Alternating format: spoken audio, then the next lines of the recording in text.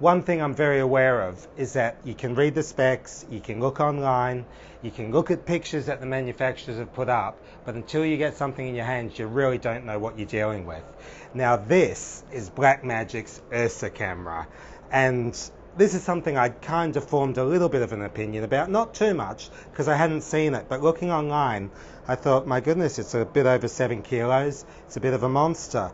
Well, it's certainly not a light camera, but as you can see, I can manage that. Now, if you were to use it on the shoulder, it's not really totally kitted out for that, but I can get it up there. Obviously, you would need some sort of EVF. I could certainly shoot with it handheld.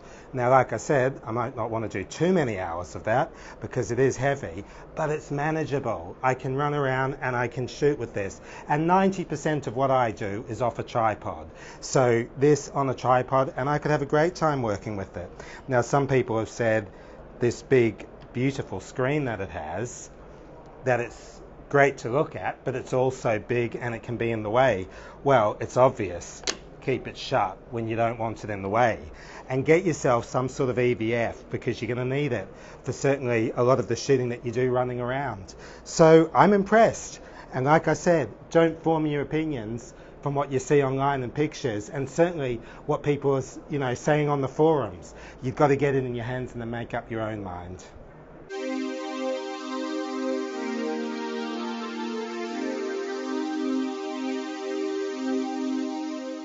Now, what's impressed me about Ursa, I had to play with it on the booth outside the Blackmagic stand, is I feel so familiar with it already. I mean, press the on button, okay, it's come to life. Now, if I just step out of the way over here, so we're looking at the side that faces away from Ursa, and this is where you could have a second operator if you have the luxury of a second operator, but all the menu controls are there. And just looking through all of the menu options, I mean, this is stuff that I'm familiar with already. And it's all touchscreen operated, so just press the buttons between it. And I'm not going to go through every single function, because if you've been following what Blackmagic have done, you'll know a lot about it already. But effectively, you've got 4 separate pages. You can see you can set the camera ID, date, time, ISO, white balance, and shutter angle. Audio controls, choose the audio source input, channel 1, channel 2, or whether you link those together. As you can see, the audio meters are there, nice and bright. SDI out, and also over XLR you've got power out, which could be very useful for powering another device.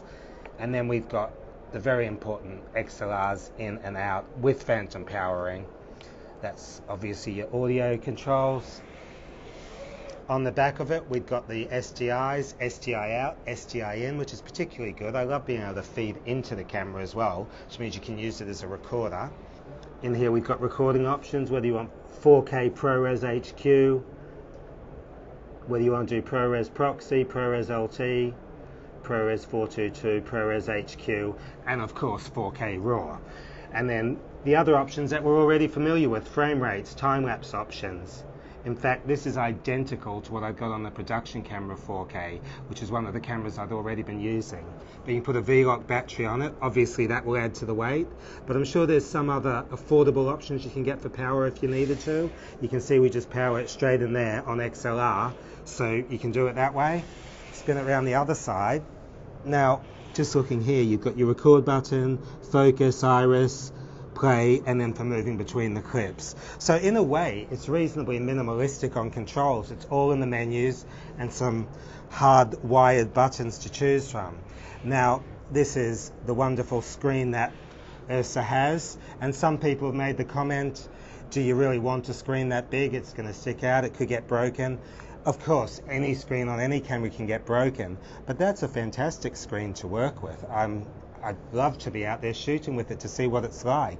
But the point is, and I said it already, if the screen's going to be fragile, if you're in an environment which you don't want to use it in, it tucks away nice and secure. And the design is really nice. That's well and truly closed, and it will protect the camera. So you just got to use a little bit of discretion on the right times to use a screen like this and when it's safer tucked away. So what we're looking at now is we've got the monitor opened up, and you can see you've got your record button, you've got your playback controls, you can punch in on the image, switch on the display, and you can also look at program input, I assume that is, if you're taking an SDI in, which is very handy. If you're working in a situation where you have to match one camera to the other, you can flick between them and very quickly see the two images. Not many cameras actually give you that. I have to say, I'd never work with a screen that big, and for doing high-end work, you're going to really see what it is that you're shooting, and that matters. I've had times where I've done shoots, big corporate shoots, CEOs of companies, pack shots, product shots, different situations where you need to show something off in an environment, and you're working on a screen that big, and you may not have seen a reflection in the corner or a little cable or some detail. You got a lot more of a chance of seeing exactly what's going on when you've got something as good as that for monitoring. Now you can buy Ursa in different configurations. You can buy it so that it doesn't even take a lens if you want, and it becomes an external recorder, and you can put something else on the front of it, a different sort of camera. What I'm looking at here is the PL version, and there's also an EF version, so it's kitted out straight away to work with Canon lenses. But let's just have a look at this. If I take this lens off, undo the PL mount, lens comes off, and let's just have a look inside. Now, this, as you can see, is the 4K sensor, Super 35, and it just looks fantastic. What's really amazing about this, and what Blackmagic have already said to me before, and it's been widely publicized, is you undo 4 screws there, and you can take the whole sensor out and you can replace it. And what a wonderful thing to be able to upgrade the sensor on your camera, or not even upgrade it, just change it according to what you use. Maybe you like the 2.5K look better than the 4K look. There is a different look between the cameras. Or maybe you're shooting with a whole bunch of pocket cameras and you need one main camera with XLR in and everything else that comes on the full size model. Well, then you can put the smaller sensor in and match it to everything else. So it's very versatile. And the other fact is, as more sensors become available, you'll be able to basically upgrade your sensor and go in a totally different direction once there's other options to choose from. And the only bit I haven't looked at so far is in here. Okay, you got the CFast cards, that's where they go. Nice slots tucked away. I know it's expensive media, but that's what's going to give us the high frame rates.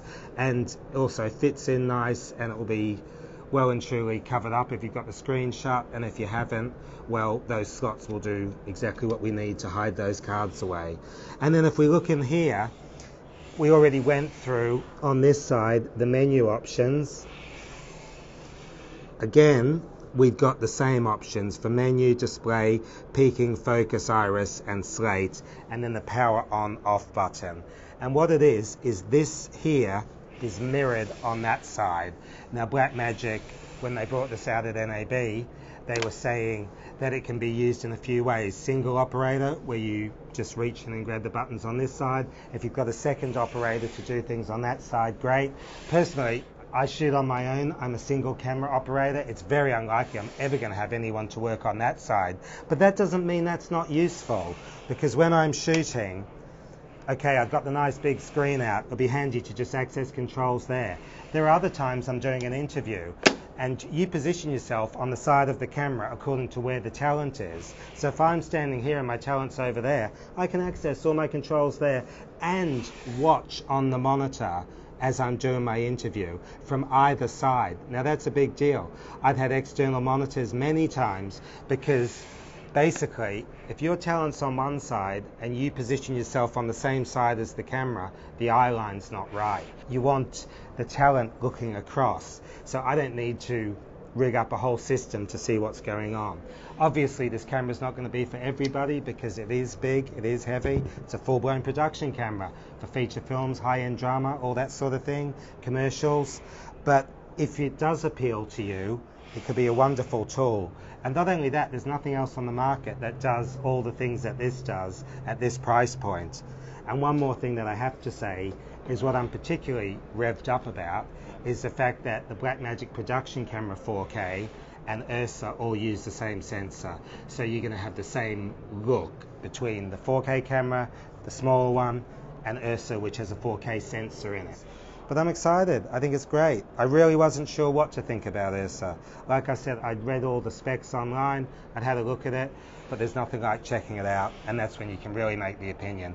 And a final closing point, I've talked about it, I've held it, I've looked at it, but I haven't shot with it. And normally I would say the proof of how good this camera is going to be when you've got out and shot with it. But the fact is I have shot with the 4K production camera, so I already know what the images are like. I like it a lot.